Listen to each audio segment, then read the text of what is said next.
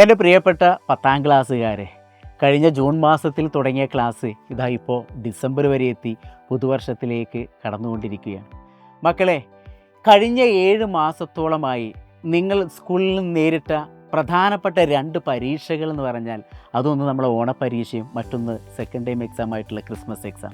ഓണപ്പരീക്ഷയിൽ നല്ല mark score ചെയ്ത പല കുട്ടികൾക്കും സെക്കൻഡ് ടൈം എക്സാം ചിലപ്പോൾ അത്ര കാര്യമായിട്ട് പെർഫോം ചെയ്യാൻ പറ്റിയിട്ടുണ്ടായിരിക്കില്ല.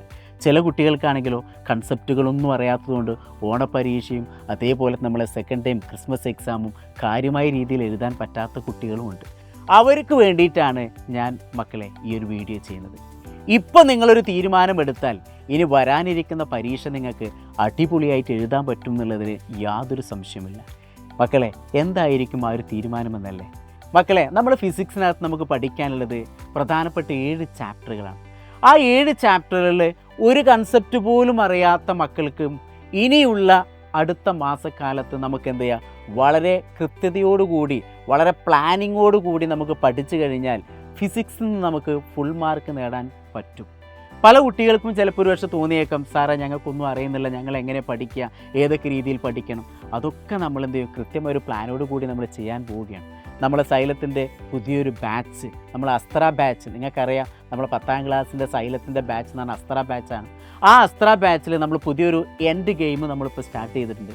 അതിനകത്ത് നിങ്ങൾ ജോയിൻ ചെയ്ത് കഴിഞ്ഞാൽ തീർച്ചയായിട്ടും വരാനിരിക്കുന്ന പരീക്ഷ നമുക്ക് അടിപൊളിയായിട്ട് എഴുതാൻ പറ്റും. അതായത് നമ്മൾ ഫിസിക്സിൽ 7 ചാപ്റ്ററിനെ ബേസ് ചെയ്തിട്ട് നമ്മൾ എല്ലാ ചാപ്റ്ററിലെയും എല്ലാ കൺസെപ്റ്റുകളും പഠിച്ചിട്ട് ഒരു പരീക്ഷയ്ക്ക് അറ്റൻഡ് ചെയ്യുക എന്നതല്ല. പകരം ആ പരീക്ഷയ്ക്ക് വരാൻ ഉദ്ദേശിക്കുന്ന ഏറ്റവും പ്രധാനപ്പെട്ട കൺസെപ്റ്റ് ഏതാണോ അത് നിങ്ങൾ പഠിക്കുന്നു.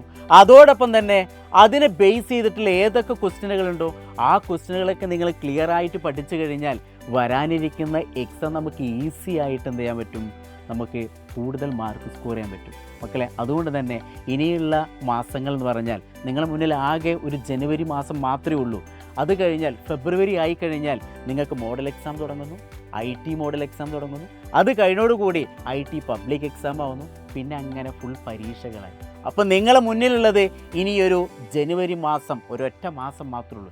ഈ ഒരൊറ്റ മാസം കൊണ്ട് ഇതുവരെ പഠിക്കാത്ത ഒരു കുട്ടികൾക്ക് പോലും നമുക്ക് വളരെ ഈസി ആയിട്ട് കൃത്യമായിട്ട് പഠിക്കാൻ പറ്റുന്ന ഒരു പ്ലാനോട് കൂടിയാണ് ഞങ്ങൾ നിങ്ങളുടെ മുന്നിലേക്ക് എത്തുന്നത്. മക്കളെ, അതുകൊണ്ട് തന്നെ വളരെ പെട്ടെന്ന് അസ്ത്രയുടെ എൻഡ് ഗെയിം ബാച്ചിൽ ജോയിൻ ചെയ്ത് വരുന്ന പരീക്ഷകളൊക്കെ അടിപൊളിയായിട്ട് എഴുതാൻ നിങ്ങൾക്ക് കഴിയട്ടെ. അപ്പോൾ ഓൾ ദി ബെസ്റ്റ്.